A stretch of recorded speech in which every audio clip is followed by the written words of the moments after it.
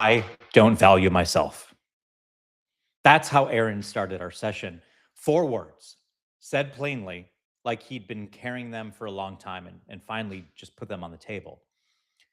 Real estate agent, Albany, New York, exceptional results, clients who loved him, a track record that should have been making him the obvious choice in his market, and he couldn't explain why someone should pick him over anyone else.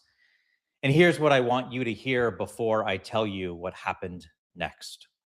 That feeling, I don't value myself, it's not a confidence problem.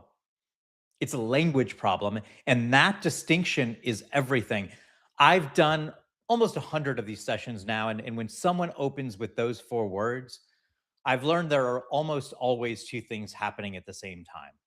One, you don't know how to say what you bring, not because it's not there, because you're too close to your own story to see what's extraordinary about it.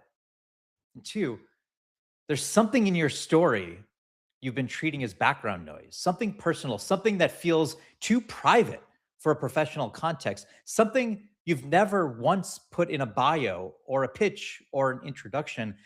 That thing, that one you've been skipping over, that's almost always the most powerful thing you have. I didn't ask Aaron about his sales numbers. I didn't ask about his credentials or his market share or how many homes he closed, but I asked him 3 things. What do you know from the specific way your life went that most agents don't?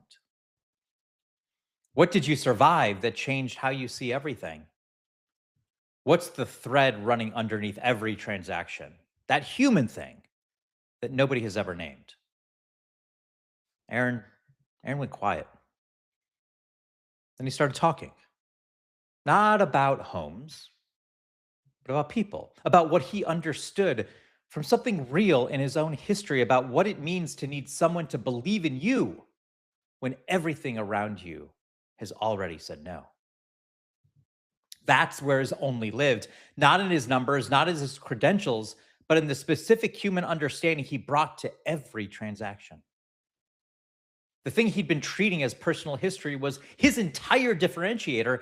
His only statement, the only real estate agent in Albany who understands from the inside what it means to need someone to say yes, because someone once said yes to him when the system already said no. The only real estate agent in Albany who understands from the inside what it means to need someone to say yes, because someone once said yes to him when the system already said no. And when I read that back to him, something changed in his face. Not excitement, grounding.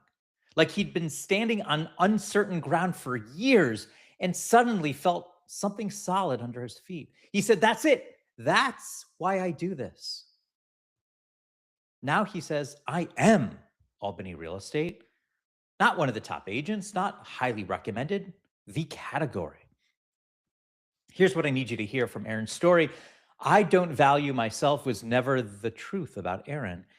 It was the result of years of trying to explain himself in language that didn't fit. Think about what generic positioning actually does to you over time. You write the bio, it sounds like everyone else's bio. You introduce yourself, eyes glaze, you pitch, it feels like a performance. You do this 1,000 times. And slowly, quietly, the gap between what you actually bring and how you describe yourself starts to feel like a personal failure.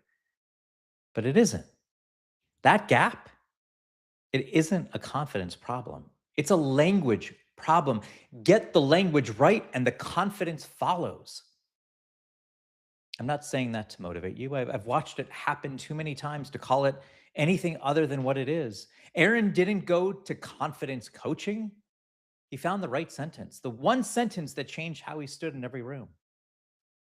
P.T. Barnum understood this before anyone had words for it. His greatest acts weren't great because he told them they were great. They were great because he found the specific, true, impossible to copy thing about them and held it up so the whole world could see it. General Tom Thumb didn't need a confidence coach. He needed P.T. Barnum to name what made him impossible to look away from. Walt Disney didn't motivate his animators. He gave them a world specific enough to believe in. When you believe in the world you're building, when the words finally fit, you don't need to be pumped up. You just show up. And Jesse Cole, excuse me, Jesse Cole didn't give his team a pep talk about believing in themselves. He gave them his yellow tuxedo personality and a specific identity so clear that everyone, including them, knew exactly what they stood for. Confidence isn't the starting point.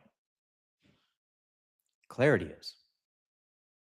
If Aaron's 4 words landed somewhere in you, if I don't value myself as something you've said quietly in the car at 6 a.m. and the moments between the brave face, I want you to hear this.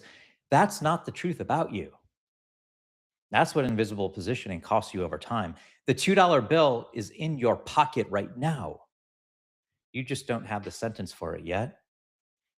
And that's what findyouronly.app is built to find. 8 questions. It's free. Under 8 minutes. Bring the thing you've been treating as a background noise. That's usually exactly where we start. Be the only. Be the $2 bill.